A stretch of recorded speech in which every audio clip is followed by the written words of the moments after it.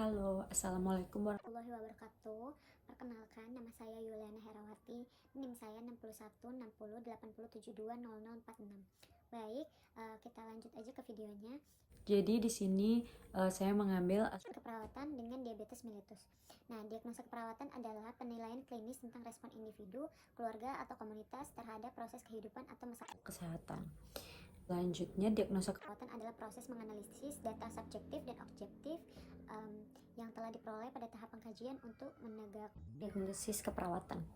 Diagnosis keperawatan melibatkan proses berpikir kompleks tentang data yang dikumpulkan dari klien, keluarga, rekam medik, dan pemberian pelayanan kesehatan yang lain. Diagnosa keperawatan yang ditegakkan pada berdasarkan standar diagnosa keperawatan Indonesia atau SDKI. Masalah keperawatan utama pada kasus diabetes mellitus adalah penurunan keluarga dan defisit pengetahuan. Kita lanjut ke kasusnya. Untuk mempersingkat waktu, kita lanjut ke kasusnya. Nah, di sini ada laporan kasus pengkajian data umumnya nih. Nama pasien ada Tuan A, berumur 60 tahun, pekerjaannya sudah pensiun, pendidikan terakhirnya SMA, agamanya Muslim, alamatnya di Kolaka, tanggal pengkajiannya 1 Maret 2020. Nah, sisi anggota keluarganya di sini ada Nyonya A, perempuan, umur 57 tahun, pendidikan SD, sudah imunisasi BCG, DPT, polio, hepatitis campak, dan diabetes mellitus. Di penyakit atau keluhannya.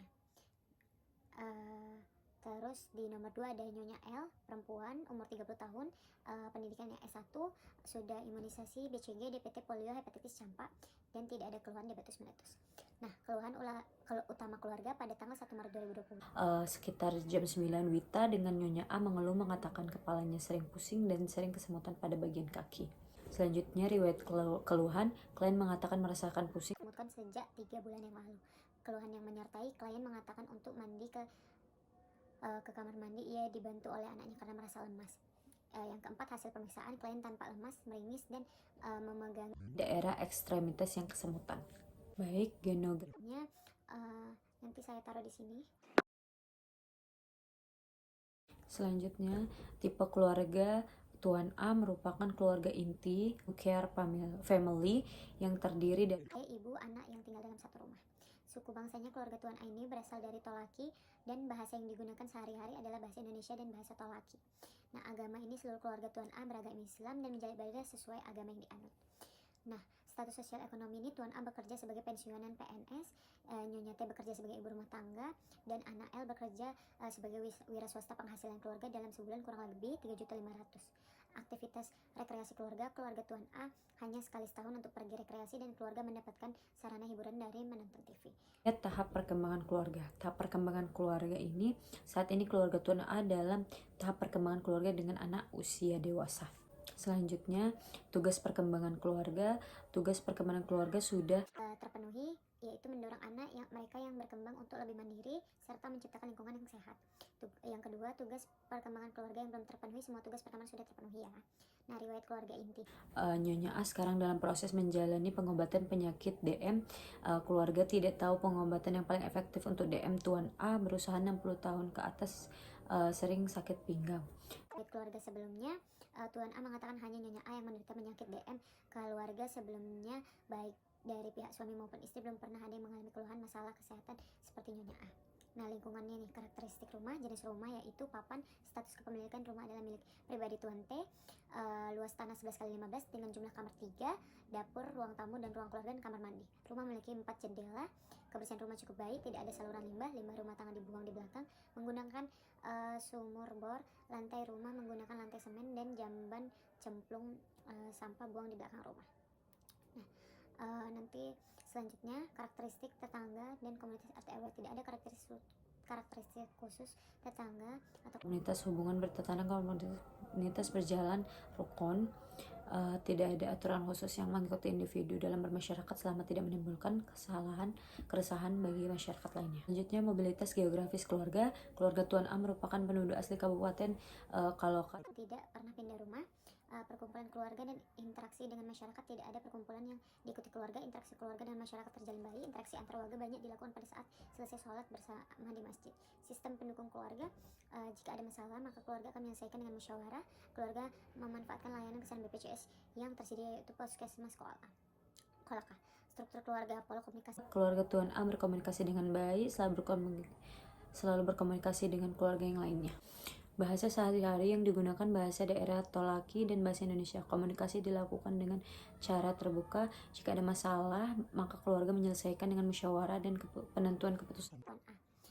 Struktur kekuatan keluarga, pengambilan keputusan dalam keluarga dilakukan dengan cara musyawarah. Seluruh anggota keluarga Tuan A selaku kepala keluarga memiliki kekuatan untuk mengendalikan dan mempengaruhi anggota keluarga untuk merubah perilaku. Struktur peran formal, Tuan A berperan sebagai kepala keluarga dan keuangan keluarga bermodalkan gaji pensiunan. Nyonya A berperan sebagai istri yang mengurus rumah tangga. Anak L berperan sebagai anak dan mencari nafkah, bekerja sebagai wira swasta. Nilai dan norma di dalam keluarga Tuan A selalu menjalankan kesopanan pada anak-anak, terutama nilai kesopanan terhadap orang tua.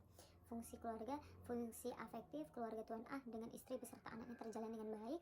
Fungsi sosialisasi interaksi dan keluarga terjalin dengan akrab, disiplin, sangat mengenal dengan masyarakat lainnya.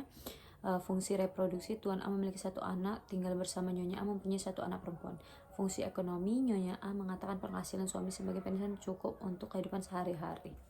Fungsi perawatan kesehatan keluarga, 1 kemampuan keluarga mengenal masalah.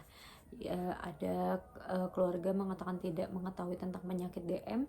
Nyonya A mengatakan sering pusing. Nyonya A mengatakan kesemutan sejak 3 bulan yang lalu. Hasil pengkajiannya, Nyonya T dan keluarga tampak bingung dan tidak mengerti ketika ditanya mengenai penyakit DM.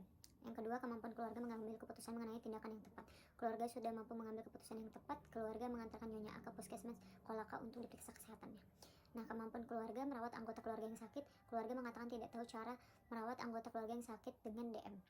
Nah, kemampuan keluarga modifikasi lingkungan. Keluarga tidak mampu modifikasi lingkungan yang baik untuk perawatan DM. Nah, kemampuan keluarga menggunakan fasilitas kesehatan. Keluarga mampu memanfaatkan fasilitas kesehatan yang ada, yaitu puskesmas Kolaka. Nah, stres dan coping keluarga. Stres jangka pendek dan jangka panjang. Jangka pendek kurang dari 6 bulan, keluarga mengatakan sementara tidak mempunyai masalah berat, hanya saja Nyonya A mengalami keluhan pusing dan kram pada ekstremitasnya. Selanjutnya, jangka panjang lebih dari 6 bulan, keluarga mengatakan stresor jangka panjang yaitu memikirkan masalah biaya untuk hidup dan tetap menyekolahkan anak-anak setinggi mungkin serta meningkatkan taraf kehidupan di keluarganya. Respon keluarga terhadap stresor dan mekanisme coping yang digunakan. Yang satu, respon keluarga terhadap stresor. Keluarga menganggap masalah kesehatan yang dialami Nyonya A harus mendapatkan penanganan segera agar tidak kondisi menjadi lebih buruk lagi. Nah, strategi coping yang digunakan itu keluarga memanfaatkan pelayanan kesehatan yang ada untuk mengatasi keluhan Nyonya A. Selanjutnya, strategi adaptasif disfungsional. Keluarga Tuan A melakukan perilaku kasar atau kejam terhadap anggota keluarga yang tidak melakukan ancaman dalam menjelaskan masalah. Harapan keluarga harap terhadap petugas kesehatan agar memberikan pengobatan untuk kesembuhan pada Nyonya A. Selanjutnya, pemeriksaan fisiknya. Baik, nanti pemeriksaan fisiknya saya taruh di sini.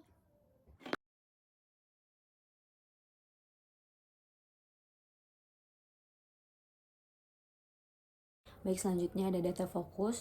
Kepala keluarga Tuan A, anggota keluarga yang sakit adalah. Nah, di sini ada data subjektif. Klien dan keluarga mengatakan tidak mengetahui tentang penyakit DM. Klien dan keluarga tidak mengetahui tentang proses penyakit DM. Keluarga mengatakan tidak tahu cara merawat anggota keluarga yang sakit. Data objektifnya, bantuan yang dilakukan orang terdekat menunjukkan hasil yang tidak memuaskan. Nyonya A dan keluarga bingung dan tidak mengerti ketika ditanya mengenai penyakit DM. Baik, selanjutnya analisa data. Intervensi keperawatan, rencana keperawatan dan implementasinya dan evaluasi perawatannya akan saya beri gambar setelah video berikut.